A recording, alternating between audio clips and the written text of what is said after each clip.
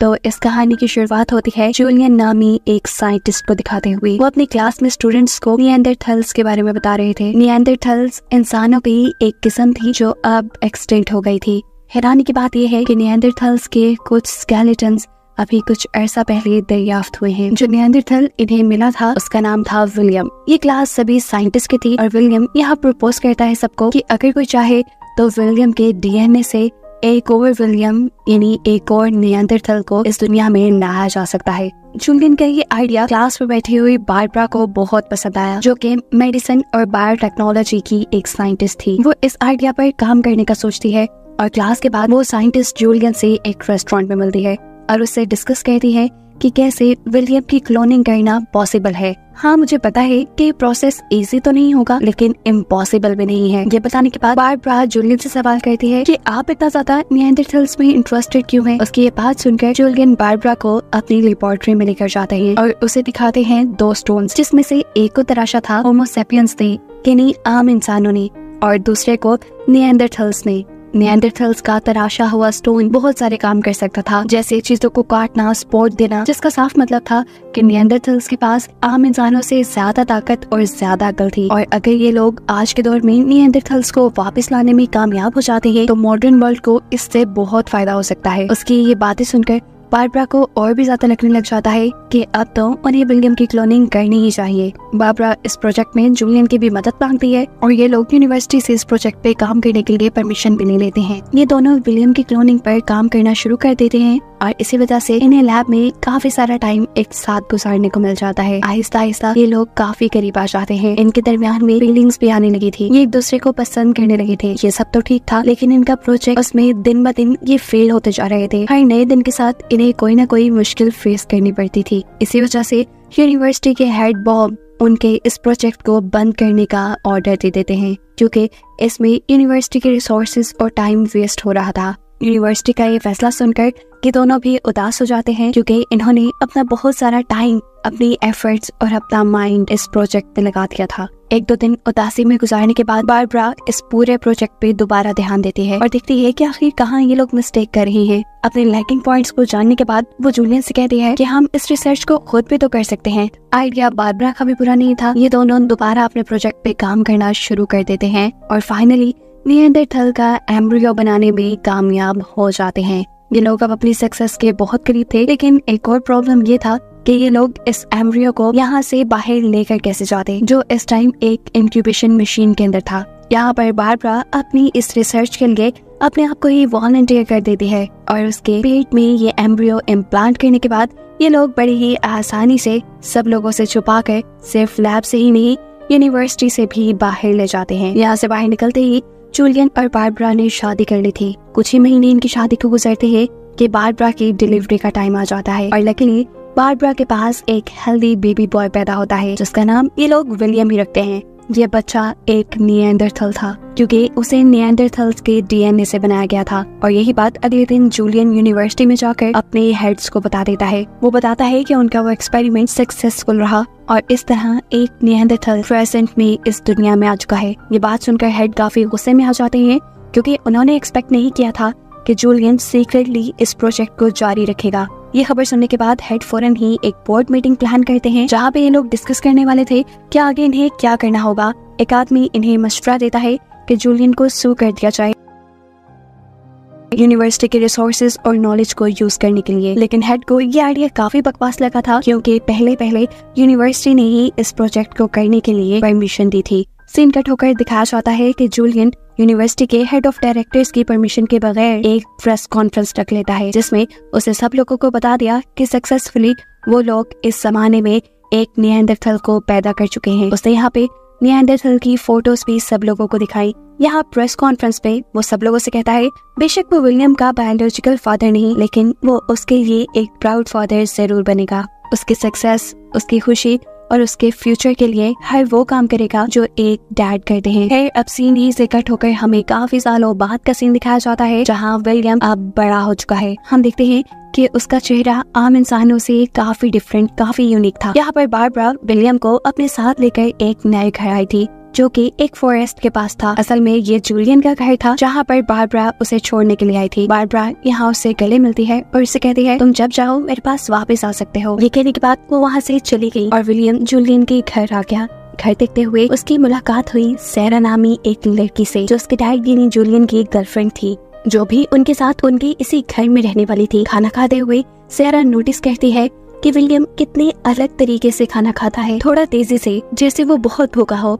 और इसके जवाब में जूलियन बताता है कि निएंडरथैल्स को आम इंसानों से ज्यादा एनर्जी की जरूरत होती है। रात में जूलियन विलियम के पास आता है और उसे कहता है मुझे तुम पे फख्र है क्योंकि तुम हमारी एक्सपेक्टेशन से भी ज्यादा अच्छे से इस मॉडर्न दुनिया को समझ पा रहे हो और तुम्हें ऐसे ही कोशिश करते रहना होगी। अगली सुबह हम देखते हैं कि जूलियन के साथ साथ सैरा भी विलियम को पढ़ाना शुरू कर देती है ताकि विलियम इंसानों की लैंग्वेज को अच्छे से समझकर उनमें ज्यादा अच्छे तरीके से घुल मिल पाए। जिसके बाद हम जूलियन को उसकी क्लास में देखते हैं। जूलियन अपने क्लास में बता रहा था कि किस तरह जब पहली मर्तबा विलियम पैदा हुआ तो इंसानों ने कितना बुरा रिस्पॉन्स दिया था। इंसान क्लोनिंग के खिलाफ थे, लेकिन एक अच्छी बात ये थी कि विलियम के अंदर इंसानों से ज्यादा पॉजिटिव फीचर्स देखे जा रहे थे, जैसा कि वो आम इंसानों से 2% हायर इंटेलिजेंस के साथ पैदा हुआ था, प्लस उसका इम्यून सिस्टम आम इंसानों से 20% ज्यादा स्ट्रॉन्ग था। जूलियन अपनी क्लास से यही बातें कह रहा था कि एकदम से सीन पास्ट में शिफ्ट हो जाते हैं और हमें दिखाया जाती है जूलियन और बारबरा की पर्सनल लाइफ, जहां हमें पता चलता है कि जूलियन और बारबरा एक दूसरे से बात करते थे, लेकिन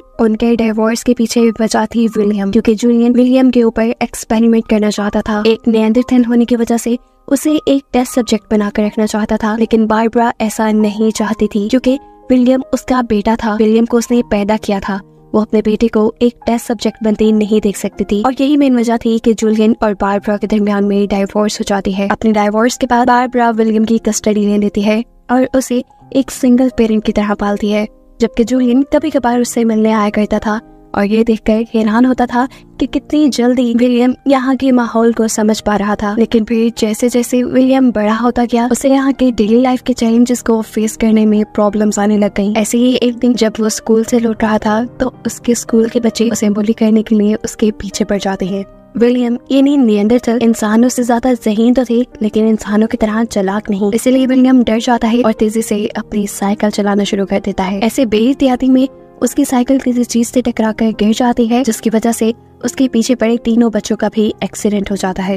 ये चालाक बच्चे इस एक्सीडेंट का सारा इल्जाम विलियम के ऊपर लगा देते हैं और ऐसे विलियम को पुलिस स्टेशन जाना पड़ता है। वो तो अच्छी बात थी कि पुलिस ने इसे सिर्फ बच्चों का एक झगड़ा समझ के निगलेक्ट कर दिया, लेकिन फिर भी विलियम के दिल में कहीं न कहीं ये बात थी कि उसकी वजह से उसकी मॉम को शर्मिंदा होना पड़ा। वो घर आकर निएंडरथैल्स के बारे में इंटरनेट पे सर्च करता है और उसे मालूम होता है कि निएंडरथैल्स इस दुनिया में किसी और नाम से भी मशहूर है और ये नाम था बेरहम और बेवकूफ गारों में रहने वाले निएंडरथैल्स। ये सुनकर उसे अपने लिए बहुत बुरा फील हुआ। फिर कुछ वक्त गुजरता है और हम विलियम को टीनेज में देखते हैं, जब वो अपने कॉलेज एडमिशन के लिए टेस्ट दे रहा था। बहुत ज्यादा एनर्जी होने की वजह से वो कई मरतबा अपनी पेंसिल तोड़ चुका था और इसी वजह से उसे गुस्सा आ जाता है। इस पेपर के बाद वो अपनी एक दोस्त जूडी से मिलता है, जो उसे अपने घर पे ड्रामा प्रैक्टिस के लिए बुलाती है, क्योंकि कुछ दिन बाद होने वाले एनुअल फंक्शन में उन्होंने पार्ट लिया हुआ था। विलियम जूडी से कहता है आज नहीं जूडी प्लीज, आज मैंने फ्रेंड्स के साथ कैंपिंग का प्लान बनाया हुआ है, मैं कल जरूर तुम्हारे घर आऊंगा और हम ज्यादा देर प्रैक्टिस करेंगे। जिसके बाद विलियम अपने फ्रेंड्स के साथ कैंपिंग के लिए चला जाता है। यहाँ ये लोग मजे ही कर रही होते हैं कि इसी दौरान इन्हें एक कपल मिलता है। यहाँ पर विलियम का दोस्त गलती से उस कपल को ये बात बता देता है कि विलियम एक होमोसेपियन यानी एक आम इंसान नहीं बल्कि एक निएंडरथैल है। ये सुनकर ये कपल तो बहुत ज्यादा एक्साइटेड हो जाता है। ये लोग विलियम से बहुत सारे सवाल करते हैं और वो लड़की पूछती है विलियम अगर तुम्हें मौका मिले पास्ट में जाने का, अपने जैसे लोगों में उठने बैठने का, उस माहौल में रहने का जहाँ की सारी चीजें तुम्हारे साथ सिंक करती हूँ, तुम्हारे साथ मिलती हूँ, तो तुम्हें कैसा लगेगा? क्या तुम वहाँ जाना पसंद करोगे? विलियम बिना किसी हिचकिचाहट की हाँ कह देता है, क्योंकि वो तो खुद अपने बारे में बहुत कुछ जानना चाहता था। फिर अगले सीन में हमें दिखाया जाता है कि विलियम जूडी के साथ ड्रामा की प्रैक्टिस के बाद फाइनली अब सबके सामने ड्रामा परफॉर्म कर रहा था।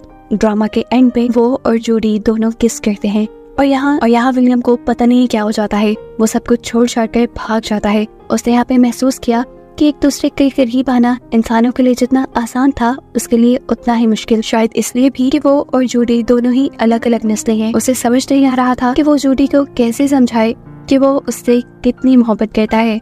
यहीं दूसरी तरफ हमें दिखाया जाता है कि इस टाइम विलियम और बारबरा एक कंसल्टेंट से मिलने आए हुए थे, जो विलियम के बारे में उसे बताते हैं कि विलियम को बहुत ज्यादा गाइडेंस की जरूरत है क्योंकि उसका सक्सेस रेट बिल्कुल अच्छा नहीं, और अगर उसे फ्यूचर में ये लोग कुछ बनाना चाहते हैं तो उसे एक्स्ट्रा केयर और एक्स्ट्रा तवज्जो की जरूरत है। यहाँ पर बारबरा फैसला करती है कि वो विलियम को कुछ टाइम बाद किसी काम पे लगा देगी, लेकिन जूलियन ऐसा नहीं चाहता था। जूलियन चाहता था कि विलियम अपनी ग्रेजुएशन पूरी करे और उसके बाद जो चाहे वो करे, तब तक विलियम उसके साथ ही रहेगा। लेकिन बारबरा उसे अपने पास रखना चाहती थी। इसी के चलते इन दोनों के दरमियान में ही लड़ाई हो जाती है। तब कंसल्टेंट सजेस्ट करते हैं, लड़े नहीं आप दोनों, देखिए विलियम कुछ ही अरसे में 18 साल का होने वाला है और जब वो 18 साल का हो जाएगा तो वो अपना ये फैसला खुद ले पाएगा। इसीलिए घर जाकर वो इसके बारे में विलियम से बात करते हैं और उसे कहते हैं कि तुम्हें ये फैसला बहुत ही तवज्जो से और सोच समझ के करना होगा। इस सब के बाद विलियम अपने फ्रेंड्स के साथ सैर के लिए निकल जाता है, जहाँ ये लोग अपने यूनिवर्सिटी एडमिशन्स के बारे में बातें कर रहे थे।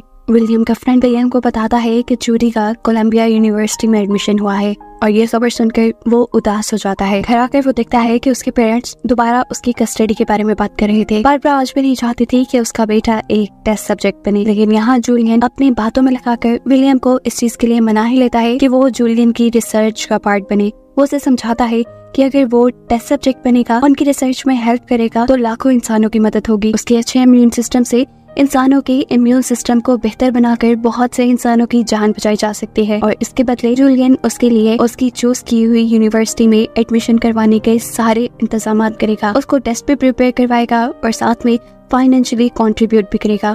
इसीलिए विलियम जूलियन के साथ रहने के लिए मान जाता है। और सीन अब दोबारा प्रेजेंट पे शिफ्ट होते हैं, जहाँ हम विलियम को जूलियन और सारा के साथ देख रहे हैं। सारा और जूलियन ने उसे बहुत मेहनत से तैयारी करवाई थी टेस्ट के लिए, लेकिन वो सारे टेस्ट में फेल हो चुका था। इसी वजह से जूलियन विलियम के ऊपर बहुत गुस्सा होता है क्योंकि वो उसकी एक्सपेक्टेशंस के अकॉर्डिंग स्टडीज में अच्छा नहीं था। साथ ही साथ वो सारा को भी डांटता है इसलिए कि तुमने उसे अच्छा नहीं पढ़ाया। जूलियन के यहाँ से चले जाने के बाद सारा विलियम के पास आती है। जूलियन के बिहेवियर से वो खुद भी बहुत ज्यादा दुखी थी, इसलिए अपना और विलियम का मूड ठीक करने के लिए वो विलियम को जंगलों में ले जाती है और उसे कहती है कि तुम उदास मत हो, मैं जानती हूँ ना कि तुमने पहले से बहुत ज्यादा प्रोग्रेस की है। पता नहीं क्यों जूलियन को ये सब नजर नहीं आता।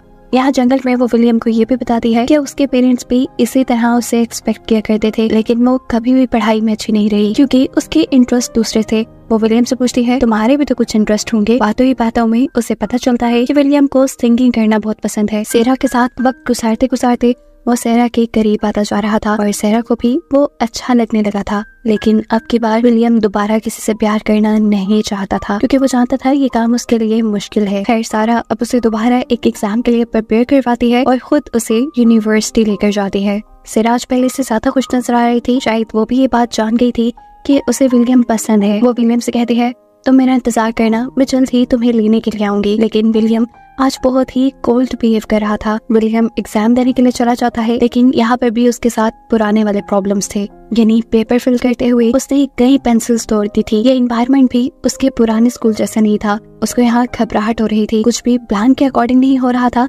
इसी गुस्से में वो एग्जाम छोड़कर चला जाता है। वो जब रोड पे निकला तो उसे देखकर सब उसके ऊपर हंसने लगे क्योंकि उसके फेशियल फीचर्स और उसकी चाल ढाल सबसे अलग थी। लोगों ने सिर्फ उसका मजाक ही नहीं उड़ाया था, उसकी पिक्चर्स भी ली थी, जिसकी वजह से विलियम को बहुत बुरा फील हुआ। परेशान होकर विलियम अपने डॉक्टर के पास चला जाता है। यहाँ डॉक्टर उसे काम डाउन करने के लिए उसी की कहानी सुनाती है और बताती हैं कि उसे पैदा करने का आइडिया उन्हें कहाँ से आया था। वो उसे अपनी लैब में ले जाती हैं, जहाँ पर एक निएंडरथल को प्रिजर्व करके रखा गया था, जिसके डीएनए और जीन की मदद से ही विलियम आज इधर था।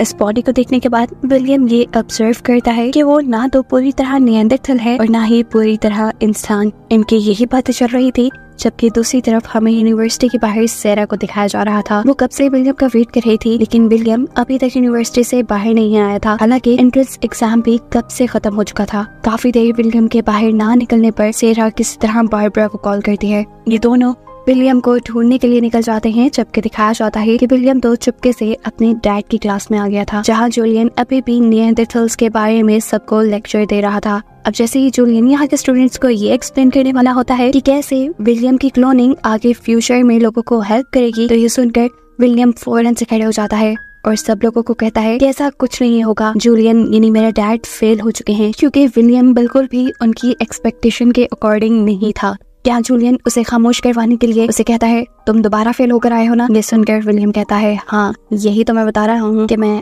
आज भी फेल हो गया।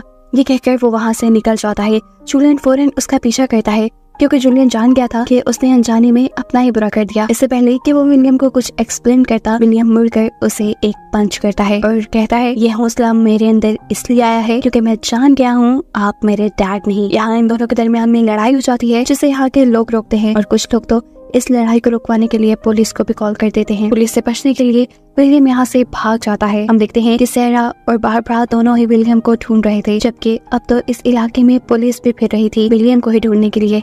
अचानक विलियम सैरा को दिख भी जाता है। इससे पहले कि सैरा उसे लेने के लिए जाती, पीछे से एक पुलिस ऑफिसर उसके ऊपर हमला करके उसे मार चुका था, क्योंकि उसने पुलिस को चकमा देकर भागने की कोशिश की थी। और ये देखकर सैरा कंट्रोल से बाहर हो चुकी थी। विलियम का दुख उसके लिए बहुत बड़ा था क्योंकि वो विलियम को पसंद करने लगी थी। विलियम की मौत से सभी वो लोग बहुत ज्यादा दुखी थे जो लोग विलियम को जानते थे। कहानी के आखिरी सीन में हमें दिखाया जाता है कि बारबरा उस जगह को विजिट करती है जहाँ से निएंडरथल की बॉडी मिली थी, और यहाँ हम उसके हाथ में विलियम जैसा ही एक बेबी देख रहे थे। यकीनन वो विलियम का ही बेबी था। होमो सैपियंस और निएंडरथल की एक कंबाइंड रेस, जिसे दिखाते हुए ये कहानी यहाँ खत्म हो जाती है।